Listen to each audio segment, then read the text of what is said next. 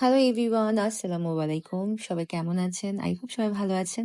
আজকে খুব ইউনিক একটা ব্লগ নিয়ে আমি চলে আসলাম আপনাদের সাথে শেয়ার করতে। সেটা হচ্ছে যে এই যে দোকানটা দেখতে পাচ্ছেন, এটা কিন্তু খুবই ভাইরাল একটা দোকান। স্ট্রিট ফুড বলতে গেলে। কম বেশি সবাই আমার মনে হয় এই দোকানটা সবাই চিনি। কম বেশি কি আই গেস পুরা হোল অফ দ্য বাংলাদেশই চিনে থাকে। Because it's a very famous একটা দোকান। এটা বলতে গেলে ২ যুগের উপরে ধরে অবস্থিত এখানে। আর এটার প্লেসটা আমি কোথায় সেটাও আমি লাস্টে বলে দিব। তার আগে কিছু ইনফরমেশন শেয়ার করি। এই দোকান আমার যতটুকু অ্যাজ আ রিমেম্বার সেটা হচ্ছে আমি যখন ও লেভেল দিব তখন আমি মনে হয় এই দোকানে খেতে এসেছিলাম আমার আম্মুকে নিয়ে। আমার আম্মুই আমাকে এই দোকানটা চিনিয়েছিল। যেহেতু আমি ধানমন্ডি থেকে ফুলার রোডে ট্রাভেল করতাম, তো ইন দ্য মিন টাইম দেখা যেত যে একটু ক্ষুধা লেগে যেত ট্রাফিক পড়লে।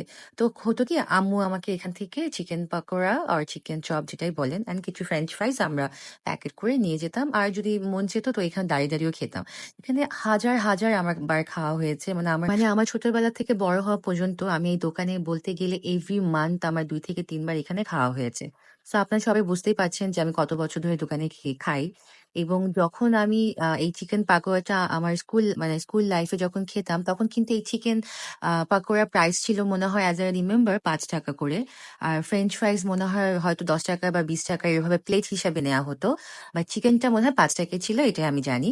হ্যাঁ, তো ইটস আ ভেরি নস্টালজিক একটা ফিলিং। আর এটা আমি জানি না আমার কাছে খুবই ভালো লাগে। শুধু আমার কাছে না, আমি সবার কাছেই ভালো লাগে। এখানে যারা খেতে আসবে দেখতেই পাচ্ছেন যে অনেক, অনেক মানুষের ভিড় থাকে। যারা ঢাকা ভার্সিটি আছে বা যাদের অফিস আছে, আরো অন্যান্য যারা স্কুল আছে, যারা জব করে, সবাই মানে ইভেন ফ্যামিলি মিলেও কিন্তু এখানে সবাই খেতে আসে। ইটস আ ভেরি রিনাউন্ড একটা শপ অর স্ট্রিট ফুড যেটাই বলেন না কেন। আমার তো অনেকই ভালো লাগে। কিন্তু এখন যেটা গত কয়েক বছর ধরে মনে হয় ওরা প্রাইসটা যেটা বাড়িয়েছে সেটা হচ্ছে যে স্বাভাবিক। এখন তো আমাদের বাংলাদেশে সবকিছুই দাম বেশি।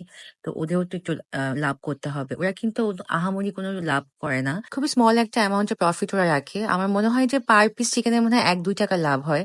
এবং ওদের যদি প্রতিদিন ১-২ হাজারের উপরে যদি চিকেন সেল হয় তাহলে মনে হয় ওদের ওখানে ৳১-২ হাজার টাকা একটু লাভ হতে থাকে।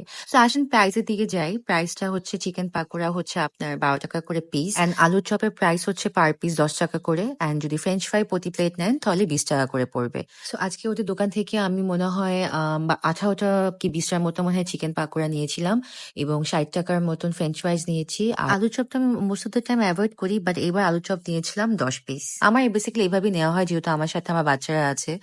আর আমি আজকে একটু ধানমন্ডি যাচ্ছিলাম আমার শ্বশুরবাড়ি থেকে। সো অন দ্য ওয়েতেই আমি এগুলা নিচ্ছিলাম। আর কিছুটা মানে ২ টা চিকেন আমাকে ভাইয়া দিচ্ছিল যেহেতু তারা আমাকে ছোটবেলা থেকেই চিনে।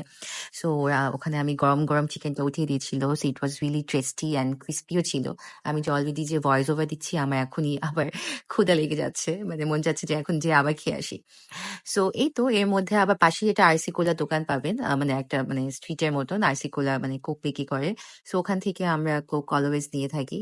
তো ওখান থেকে আমার বাচ্চারা খুব গরম লাগছিল। সো ওরাও আবার একটু কোক খেতে চাচ্ছিল। তো ওদেরকে গাড়িতে বসিয়ে আমি এখান থেকে আরসি কোক নিয়ে যাচ্ছিলাম।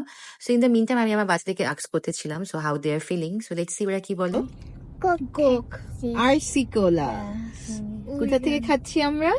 যেখান থেকে আমরা চিকেন পাকোড়া খাই, রাইট?